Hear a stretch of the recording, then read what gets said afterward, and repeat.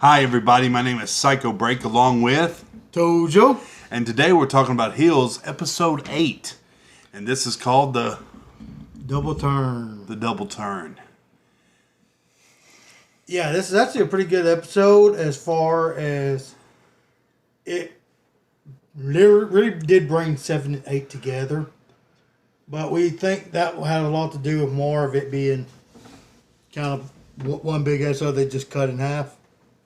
Yeah, that's basically what I was thinking too. Is that this definitely seemed like this was originally probably going to be one big, almost an hour and 30-minute episode, and they cut it in half and made it a 2-part. Honestly. But this episode was actually really good. I will say the last episode didn't really do much for selling this one because this episode pretty much stood on its own. Oh, yes, it really did. The build-up was nice, though. That's one thing that I did like about this episode. The build-up was really good. And to me, I'm hoping to see a lot more of this in the future. But I'm hoping that it just gets better. You're always going to have some episodes that are better than others. This one definitely stands out for sure. Oh, yeah, it really does. One of my favorite parts about this episode is actually the fact that you got to see another flashback from whenever Jack and Ace were kids. And Ace was asking Jack, "Do you like me?" "No." "Why don't you like me?" "'Cause you're an aggravating little brat that always asks me, do I like you?" "I love you because you're my brother." "Why don't you like me?"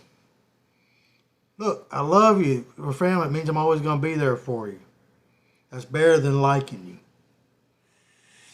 Yeah, and then isn't that when he grabs the gloves? Ace grabs the glove and basically Jack gets him into like a headlock kind of, and it pisses Tom off. Yeah. Tom really shows his favoritism on this because he immediately goes after Jack and starts pretty much bullying him. And says that he's not yours. Yeah, he says that. Yeah, that was. That was actually. Yeah, I mean, yeah, that was pretty kind of. So we kind of understand more why they are the way they are with how they grew up. Yeah. And Ace didn't mean nothing by it. As a kid, he actually told his dad to stop many times, and Tom The wasn't dad hearing just it. didn't listen. Yeah, Tom wasn't going to hear it. But to me, though, what made this episode stand out to you? Like, what made this episode stand out more than all the other episodes? I'm going to say, honestly, on the earlier episodes, you were seeing more of a domestic situation with Jack and his wife. They were starting to have a little bit of trouble with their marriage and stuff because of the DWL. And this episode, they're trying to work through some of that stuff. And they're trying to, in a way, coincide wrestling life with personal life. Yeah, this one actually does a little bit more delve into a little bit things. That definitely shaky ground on the family aspect. I don't think I saw the son in this one. No, we didn't. The son, I don't know what's up with that, but the son wasn't in this episode, if at all. I don't think it was, yeah. Which tells me that this had to have been a 2-part, originally 1-part series that they split into 2 because the son didn't have any part. And by son, I mean Jack Spade's son that plays in there, I think. Yeah. For somebody out there, though, why should they want to watch this episode? Like, what makes this... Why would they want to start watching? Like, why would they want to watch this episode? Well, to me, I say, yeah, part of it is the whole family the whole family with the wrestling at the same time. Mm-hmm. That's part of it for me. But another reason why I would suggest somebody to watch this episode is if you like watching TV shows to fall in love with characters, this is one you can do that with easily. You can love them, you can hate them, whatever. But you're going to have strong feelings about each and every character. What do you hope they change or improve on as it is going on? What do you hope that they change or improve on?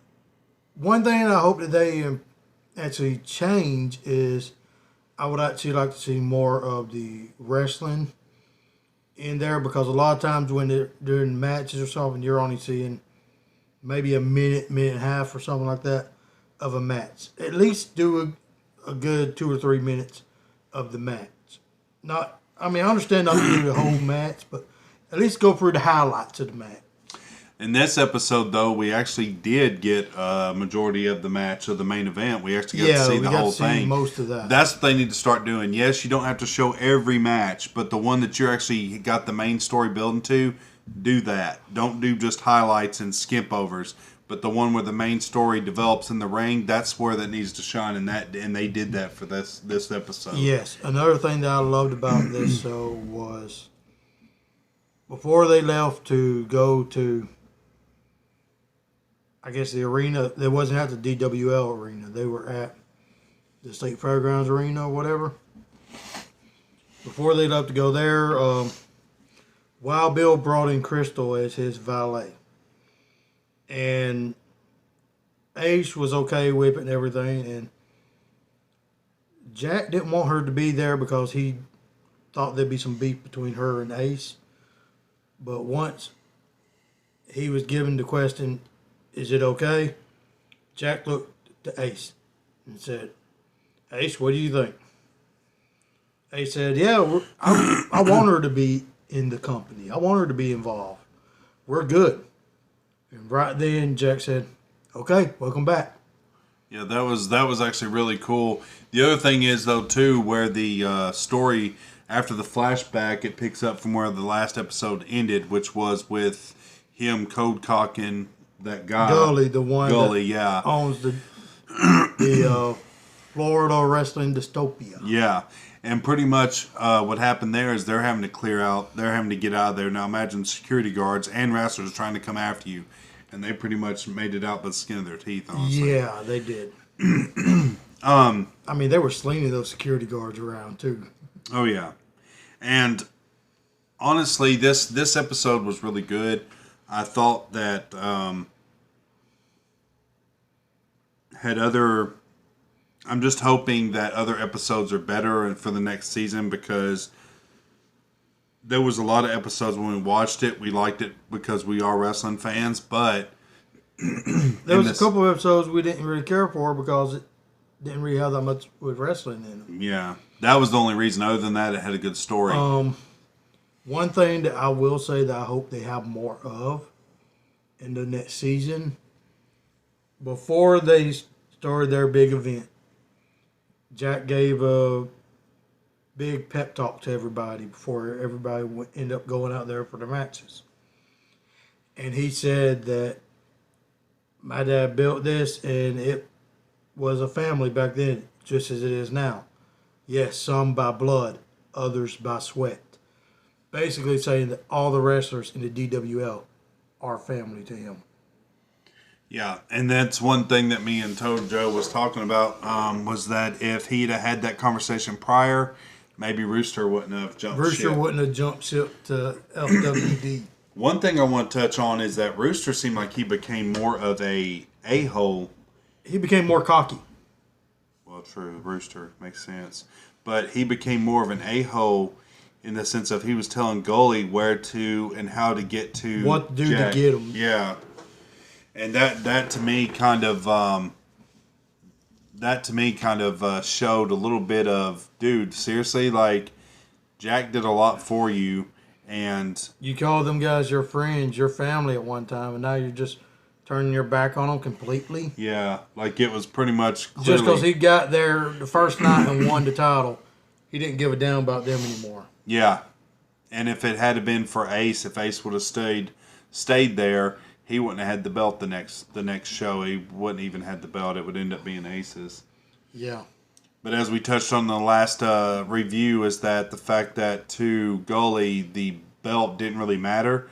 It was more of it was supposed to be a prestige thing, but it was really almost like the belt a joke had no to him. prestige to him. Yeah, he's like the belt was just a prop. Yeah, and a championship, whether you call it a championship, a title, a belt, a strap, whatever. Yes, it is a prop as far as something you carry over your shoulder, something you wear out to the ring. But it should have a certain amount of prestige to it. Like this Ring of Honor title. Yeah, this is not the title they're using now, Ring of Honor, but Ring of Honor heavyweight champion has a certain amount of prestige to the title because of everything that the company's been through. Right. Same thing with Impact, WWE, AEW, all that. Even NWA. I mean, think about how long the NWA title's been out there. The title that we know as the 10 pounds of gold has been around since It was 8 pounds, yeah. 1954 Yeah. is when it was introduced. Yep. And the one holding the belt now is known as Trevor Murdoch on NWA. So that being said, you're right. And for a wrestling fan and stuff to see where Goalie didn't really care about that, that's a big red flag. The fact that, wow, you may have all these glitz and glams, but you really don't have anything. It's all what? Basically, Goalie had ECW without the spirit of ECW. Right. Or in some sense, WCW Nitro, how they were all flamboyant, but their storylines were crap. Well, what I was saying with all the different spots and stuff like that they did. Oh, like my dog name spot, not my liver spot, but my spot. Yeah, Arn Anderson. Speaking of Glocks, if they were coming in my car, I wouldn't just wave at them. I'd load my Glock with my hand, and I'd shoot them. That sounds more like Terry Funk. But anyways, Yeah, it did. that being said, though, this episode has a lot to go on as far as the growth. It did leave us what me and both Tojo was hoping that it would leave us, and that's wanting more. Both when we got done watching it was like, man, is that it? Because We wanted it to go on for another hour. Yeah, I mean, at least another 20 minutes. At least give us an epilogue, but it didn't give us an epilogue because it's still an ongoing series. I'm hoping that Starz keeps this because Starz has been known to cut things short with cliffhangers, i.e., if you have a chance to watch I'm Dying Up Here, it's about comedians. Anyways, that season 2 ends with a cliffhanger, and yeah, guess what? Not going to see it because the way it ended, and because they didn't get enough views. Or like what pissed me off with NBC. If you ever watched the, I can't even remember what the name of the show is now, but it's about Flight 828. Oh. And they cut off season, I think it was season 3, or might have been, yeah, it was season 3. They cut it off with a cliffhanger, then they decided not to renew. Netflix picked it up, and they're not going to end up making it into another TV series and add more shows, but they're going to make it a movie to where it goes off with the cliffhanger where you can find out what happened, which I think is what should have been done to start with. To be honest, though, if this does happen, if Starz says whatever with it, I do hope that Netflix picks this up. Yes. Because if they pick it up, binge watch City, bitch. Yeah, just look at what they did with Glow. People thought that was not going to be. You know a good what? one. That's something we need to watch. Even though you probably already watched it all, Yeah. we probably need to watch it so we can start doing reviews on that, and that'll be our next wrestling thing. If y'all think that's a good idea, because I haven't watched Glow. I know what it's about. I remember watching it because it had women wrestlers. I'm not gonna lie, I was a young kid watching it and stuff, and I did have my favorites that I can remember. Not really, I can't remember because I was a kid. I can't remember stuff when I was a kid. Remember Anyways, stuff nowadays, anyway. I forget what he's talking about. But anyways, yeah, so that could be something we touch on.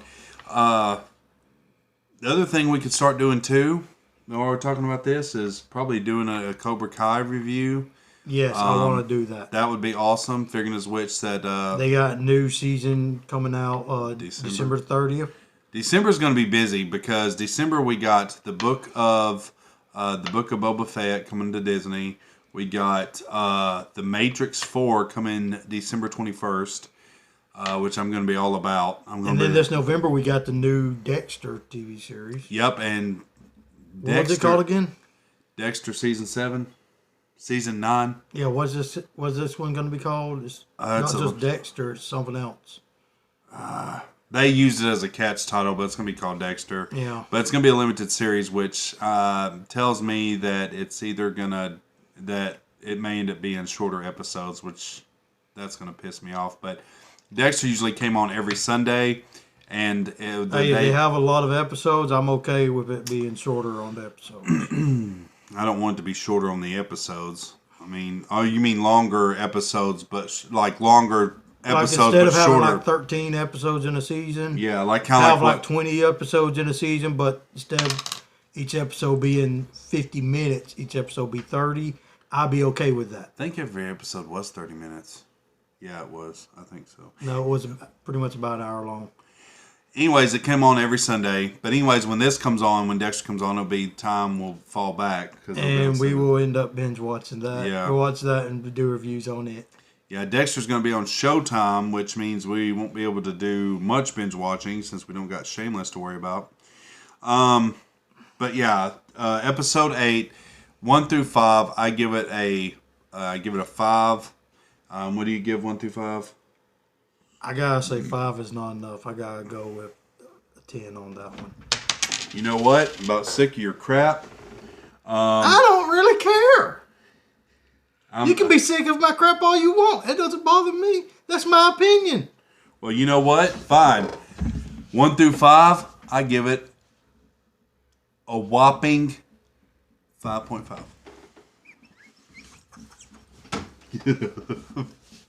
I give it a whopping 5.5, and I don't normally give 5.5s to just anything. I gave it 5.5 for the fact I woke up this morning. Okay, Dave Meltzer. What was that noise? Oh God! I so thought you, because I know that Mike picked that up. He's like, I don't care what you say. I was like, dude's going balls Mahoney to the wall over here. Oh my God. Anyways, but as a series, for a whole series and stuff, I'd probably give it a 7. You know what? 7's not enough. 7.5. Anyway, everybody, we got this episode. We're gonna wrap this up, but Like a condom. if you check out later on, we're gonna end up premiering our other review of this episode that we did a little bit earlier, which is a lot longer And a lot more triggered. yeah. And it basically is also a little kind of a series review too, but Yeah. Yeah. We do a series review. All right, guys. If you like what you see here, be sure to rate, comment, subscribe, and as always, break every chain. yeah.